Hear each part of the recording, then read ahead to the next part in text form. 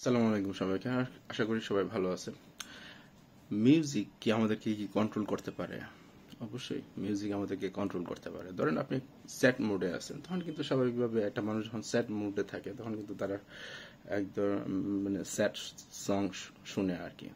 যখন তারা sad song শুনে তখন আরো বেশি তারা স্যাড হয়ে যায়।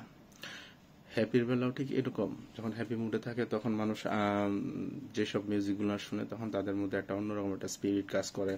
তারা অনেক আকাশ কুসুম চিন্তা ভাবনা করে, যেটা নাকি বাস্তবের সাথে অনেকটাই অমিল। কিন্তু তাদের যে এই চিন্তা ভাবনা তাদেরকে আরো বেশি আনন্দিত করে।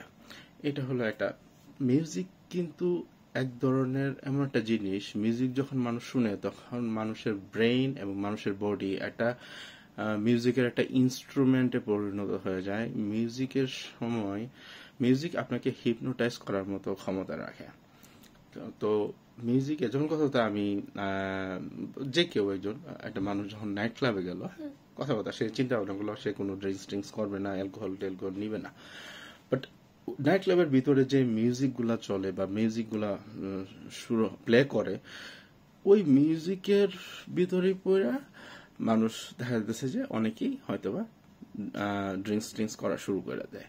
তো যখন কথা হতো আপনি একটা এমন একটা পরিবেশে আছেন যে পরিবেশে হয়তোবা মারামারি হইতেছে, আপনার মারামারিতে যোগদান করার কোনো ইচ্ছা নাই বা ইয়া করা নাই, কিন্তু এমন একটা মিউজিক চালু করলো তখন আপনি নিজের মধ্যে একটা স্পিরিট খুঁজে পাবেন এবং নিজের ভিতরে কেমন যেন একটা আত্মবিশ্বাস আপনি পাবেন, না আমিও জয়েন করতে পারি, আমিও মারামারিতে অ্যাটেন্ড করতে পারি। তো মিউজিক অ্যাকচুয়ালি মানুষের ইমোশনটা খুব ভালোভাবে কন্ট্রোল করতে পারে। তো এই কারণেই আমরা ইজিলি বলতে পারি যে মিউজিক মানুষকে কন্ট্রোল করার ক্ষমতা রাখে। এখন আরেকটা জিনিস যদি চিন্তা করি, মিউজিক কেন হারাম? আপনি আপনি যখন মিউজিক যখন শুনবেন, মিউজিক যখন শোনা হয়, মিউজিক শোনাকালীন অবস্থায় আপনি কতক্ষণ আপনি আপনার সৃষ্টিকর্তার কথা মনে রাখতে পারেন? স্বাভাবিকভাবে মিউজিক কিন্তু আপনাকে সৃষ্টিকর্তার স্মরণ থেকে অনেকটা দূরে রাখার মতো তার মিউজিকের ক্যাপাবিলিটি আছে বা মিউজিকের অ্যাবিলিটি আছে। যখন মিউজিক শুনবেন তখন আলটিমেটলি আপনি আপনার ধর্ম থেকে আপনি অনেকটাই দূরে থাকবেন আর কি। তো এই কারণেই ইসলামের দৃষ্টিতে মিউজিকটা হারাম করা হয়েছে, এটা হলো মূল কারণ।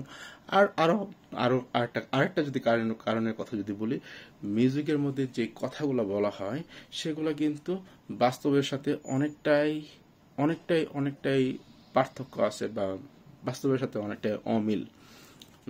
আমরা যদি রোমান্টিক সং গুলা শুনি বা কথা বলতে আমরা যদি এটার মধ্যে যেসব ধরনের লিরিক্স গুলা ব্যবহার করা হয় সেগুলো আসলে বাস্তবের সাথে মিল নাই।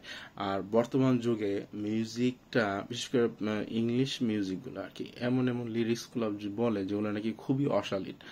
এগুলো আসলে মানে কি বলবো, এগুলো আসলে শুনতেও মানে মাঝে মাঝে দেখা যাচ্ছে যে শর্মে পড়ে যায় আর কি মানুষ। তো আমরা এই জিনিসটা খেয়াল রাখবো, মিউজিক যেন আমাদেরকে কন্ট্রোল না করতে পারে সেই জিনিসটা আমরা খেয়াল করবো। সবাই ভালো থাকবেন। আসসালামু আলাইকুম।